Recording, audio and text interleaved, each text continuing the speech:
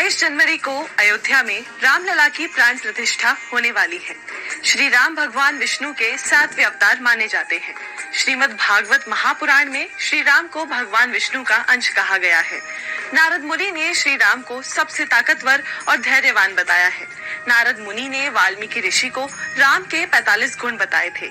आइए जानते हैं श्री राम से जुड़ी ऐसी ही कुछ खास बातें और बताएंगे केरल में स्थित 1100 साल पुराने मंदिर की मान्यताएं। कहते हैं नाम से आप किसी इंसान के चरित्र या उसके बारे में बता सकते हैं, लेकिन श्री राम के नाम तो उनके गुणों को देखकर रखे गए हैं।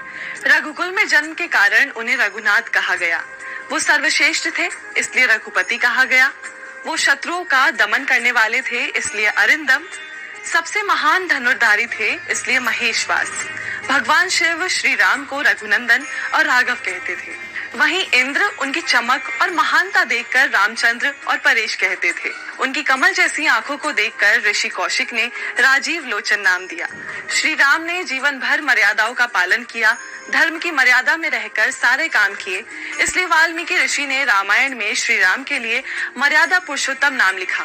वाल्मीकि रामायण में बालकांड के शुरुआती 18 श्लोक में श्री राम के गुण बताए गए हैं। इसमें महर्षि वाल्मीकि नारद से पूछते हैं, इस संसार में क्या कोई ऐसा इंसान है जो हमेशा सच बोलने वाला, धर्म को जानने और उस पर चलने वाला, वीर्यवान और हर तरह के गुणों से संपन्न हो? इस पर नारद जी महर्षि वाल्मीकि को इक्ष्वाकु वंश में पैदा हुए श्री राम के बारे में बहुत गर्व से ये 45 गुण बताते हैं, जैसे मन को वश में रखने वाले, महाबलवान, कांतिमान, धैर्यवान, जितेंद्रिय, बुद्धिमान, नीतियों के जानकार, अच्छे वक्ता, शोभायमान, शत्रुओं का नाश करने वाले। और कहते हैं कोई इंसान जिसमें ये सभी गुण हो वो राम के अलावा कोई नहीं। भारत में श्री राम के ऐसे कई मंदिर हैं जिनका इतिहास सैकड़ों साल पुराना है। कहते हैं वो जहाँ से गुजरे वहाँ कोई स्मारक जरूर है। आइए जानते हैं ऐसे ही 5 मंदिर जो रामायण और महाभारत काल से जुड़े हैं। केरल के त्रिशूर जिले में कन्नवन्नूर नदी के तट पर करीब 1100 साल पुराना त्रिप्रायर राम मंदिर है। ऐसी मान्यता है कि यहाँ राम मूर्ति की पूजा भगवान श्री कृष्ण ने भी की है। इस मंदिर में प्राचीन मूर्तियाँ और लकड़ी की शानदार कारीगरी दिखाई देती है। मंदिर की मूर्तियाँ समुद्र से मिली थी। अब बात करते हैं महाराष्ट्र के नासिक में पंचवटी के कालाराम मंदिर की। ये मंदिर 1788 के आसपास बनकर तैयार हुआ था। वहीं तेलंगाना के भद्राचलम क्षेत्र में गोदावरी नदी के किनारे करीब 340 साल पुराना सीता रामचंद्र स्वामी मंदिर है।